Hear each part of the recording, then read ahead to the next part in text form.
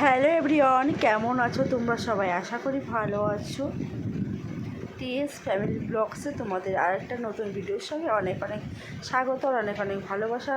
আমি রেডি হয়ে গেছি, একটু বাজারে যাব। তারপরে দেখো যে বাজারে যাব, দেখছি দেখো মানুষ হচ্ছে বাচ্চা মায়েরা বাচ্চাদের কেমন করে আগলে রাখে। দেখো বিড়ালটা 4-5টা বাচ্চা হয়েছে, কেমন করে মায়ের মতো করে আগলে রেখেছে, দেখেছো? তারপরে আমাদের গাছে এই গাছটায় দেখেছো কত ফুল ফুটে আছে।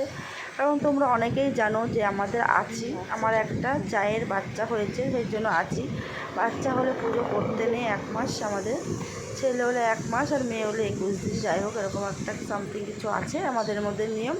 তারপরে দেখছি ফুলের মধ্যে মধু বসেছে, কি সুন্দর, মানে ফুলের মধ্যে প্রজাপতি বসেছে মধু খাওয়ার জন্য। কথাটা ভুল হয়ে গেলে তোমরা ক্ষমা করে দিও, ঠিক আছে?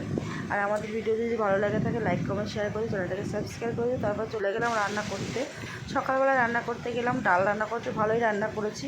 তারপরে দুপুরবেলা রান্না করতে যা চোখের জল নাকের জল হয়েছে আর কি বলবো তোমাদের, তখন ভিডিও ক্যাপচার করতেও ভুলে গেছি।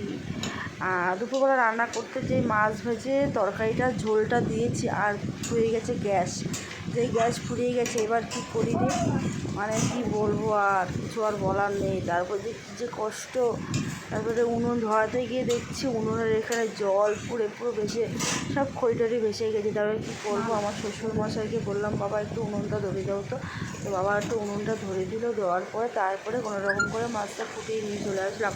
আজকে আমাদের দুপুরে খেতে খেতে বেলে গেছে যেন হঠাৎ 5টার সময় খাওয়া দাওয়া করে হুটোপাটা করে বাসন টাসন ধুয়ে গা কাপড় ধুয়ে নিয়ে চলে গেলাম। মেয়ে কম পড়ে 5:30টায়।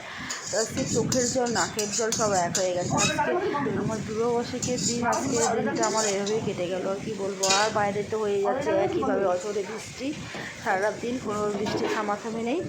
আজকের দিনটা এরকমভাবে কেটে গেল। আর কি বলবো, যদি তোমাদের ভালো লাগে কমেন্টস করে জানিও। আর যদি আমার ভিডিও তোমাদের ভালো লাগে লাইক কমেন্ট শেয়ার করে দিও, চ্যানেলটা সাবস্ক্রাইব করো আর বেশি বেশি করে শেয়ার করো সবার কাছে। শোনার কথা শোনো, খাও ভালো খাও।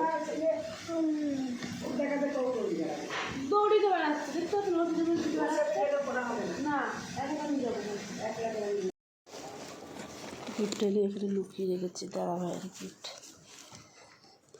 কি বলে, নিবাসীদের হাজব্যান্ডের জন্য সারপ্রাইজ গিফট।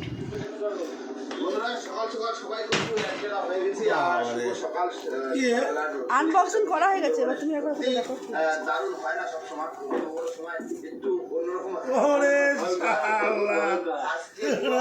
কেমন লেগেছে?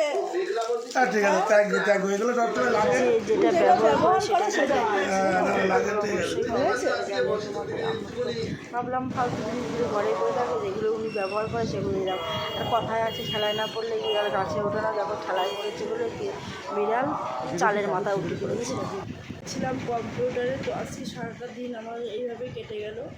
যদি তোমাদের ভিডিওটা ভালো লাগে তাহলে লাইক কমেন্ট শেয়ার করে দিও, চ্যানেলটা সাবস্ক্রাইব করে দিও। আর যারা ফেসবুক থেকে পেজটা ফলো করে দিও, আর যারা ইউটিউব থেকে দেখছি চ্যানেলটা সাবস্ক্রাইব করে দিও। টাটা বাই বাই, দেখা হবে আরও নতুন বিষয়। সবাইকে love you all, very good night.